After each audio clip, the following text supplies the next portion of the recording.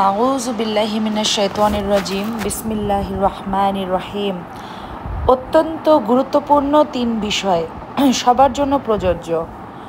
এক, অন্যায় বা পাপ তা জানার পরেও আমরা যে সমস্ত কাজগুলো খুব সহজ ও নির্বিঘ্নভাবে করে থাকি সেগুলো হলো, আমরা জানি দাড়ি কামানো বা কেটে ছোট করে ফেলা হারাম, তারপরও দাড়ি কামাই বা কেটে ছোট করে ফেলি।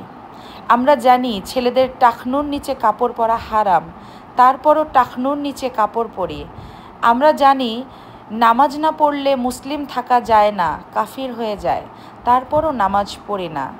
আমরা জানি পর্দা না করা হারাম, তারপরও পর্দা করি না। আমরা জানি সিনেমা দেখা হারাম, তারপরও সিনেমা দেখি।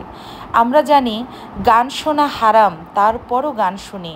আমরা জানি নেশা জাতীয় দ্রব্য পান করা হারাম, তারপরও আমরা নেশাজাতীয় দ্রব্য পান করে থাকি।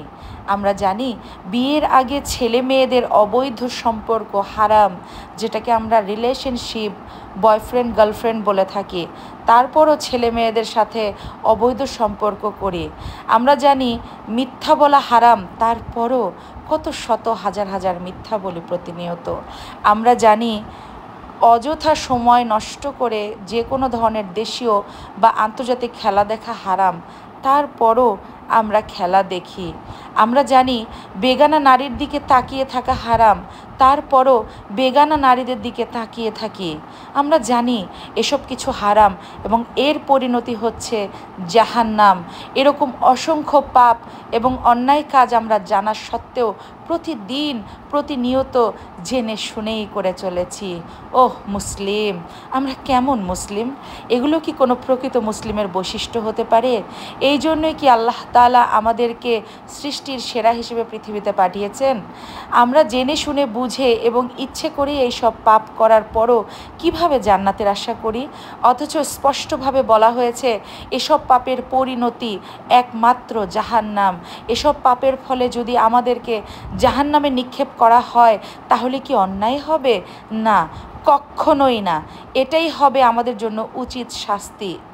আমরা জাহান্নামের গাড়িতে উঠে জান্নাতে যাওয়ার আশা করছি। কি আজব ব্যাপার, তাই না?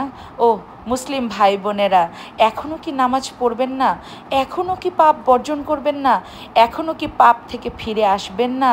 আমরা কি জাহান্নামে যেতে চাই? আমরা কি জান্নাতে যেতে চাই না?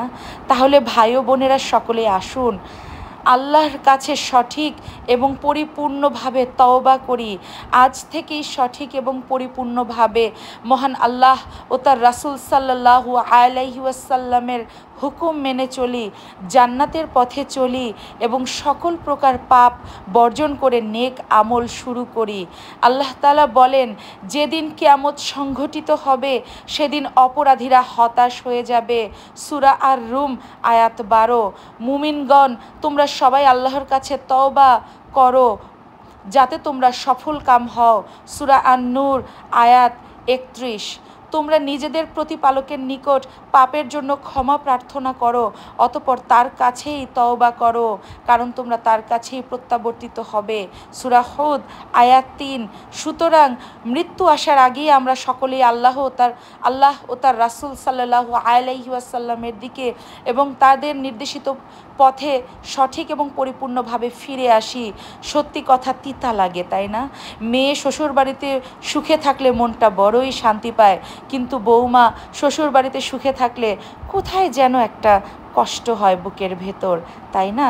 জামাই মেয়ের সাহায্য করলে বলা হয় কপাল গুনে এমন জামাই পেয়েছিস মা, কত খুশি হয় মানুষজন। কিন্তু ছেলে বৌমাকে সাহায্য করলেই বলা হয় ছেলেটা তো আসলেই একটা বউয়ের গোলামে পরিণত হয়েছে।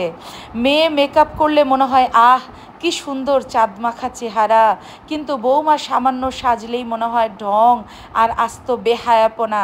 মেয়েকে শ্বশুরবাড়িতে একা কাজ করতে হলে কষ্ট পেয়ে বলে ওঠেন আমার মেয়ে অসুস্থ হয়ে পড়বে না তো কি, কিন্তু বৌমা সারাদিন একা কাজ করলেও তবু তাকে বলা হয় গতর খাকি।